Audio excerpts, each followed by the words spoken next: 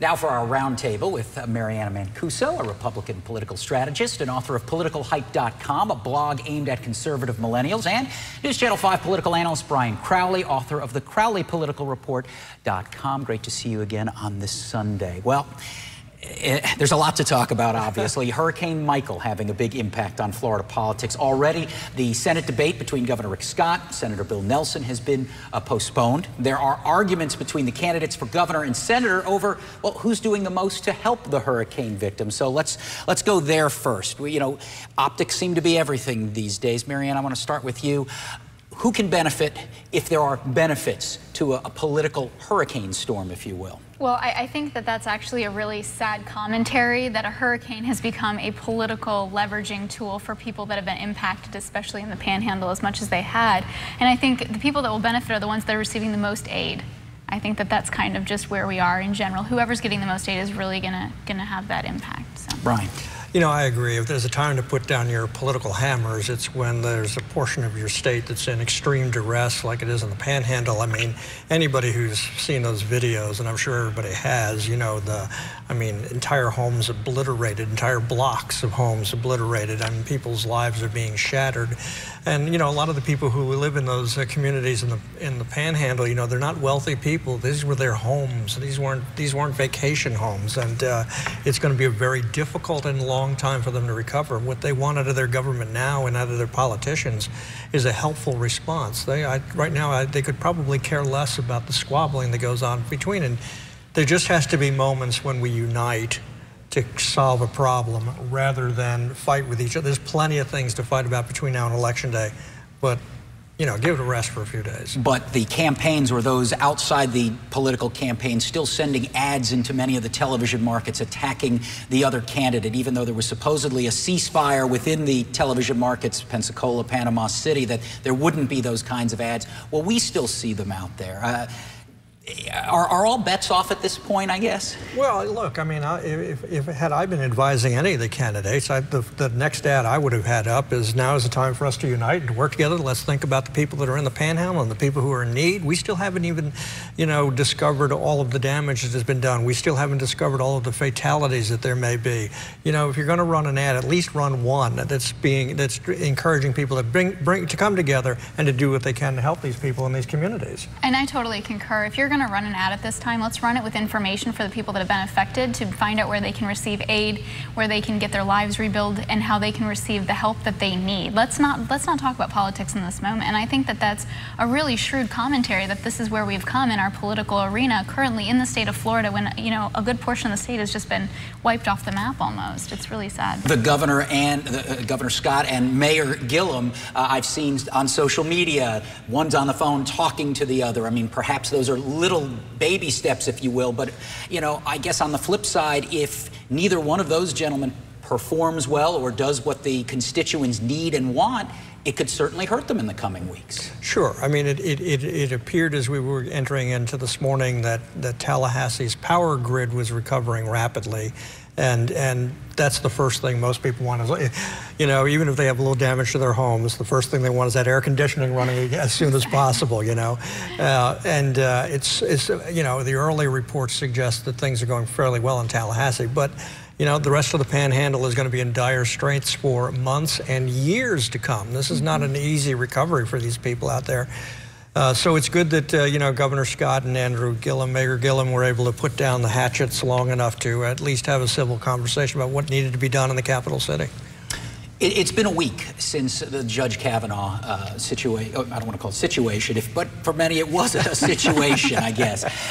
Will this play a role in the state elections? I mean, there were no surprises. We knew how Senator Nelson and Senator Rubio were going to vote. There was nothing on that. But could it make a difference at the ballot box, Marianne? Well, it depends on how long this continues to be a conversation, because while that has happened and subsided, then we had a hurricane, then we had a Washington Post journalist be murdered and dismembered, and what knows next, and Trump is still barnstorming the country. Really, it's anyone's game, but can this still have a lasting effect? Will they still remember? I'm not 100% sure. However, in the same breath, let me really dig down and clarify that it could be the vote of the woman, because there are a lot of women, suburban women, moms, daughters, sisters, everyone who's going to turn out in spite of that, regardless of anything else.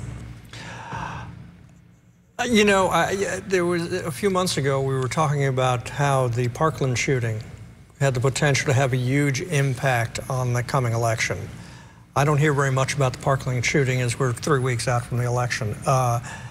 We seem to, as a country, we've always had a short attention span, but it seems to last as long as a tweet. Mm-hmm. And so I think it's hard at this point to measure whether or not the Kavanaugh impact will have any impact on the election.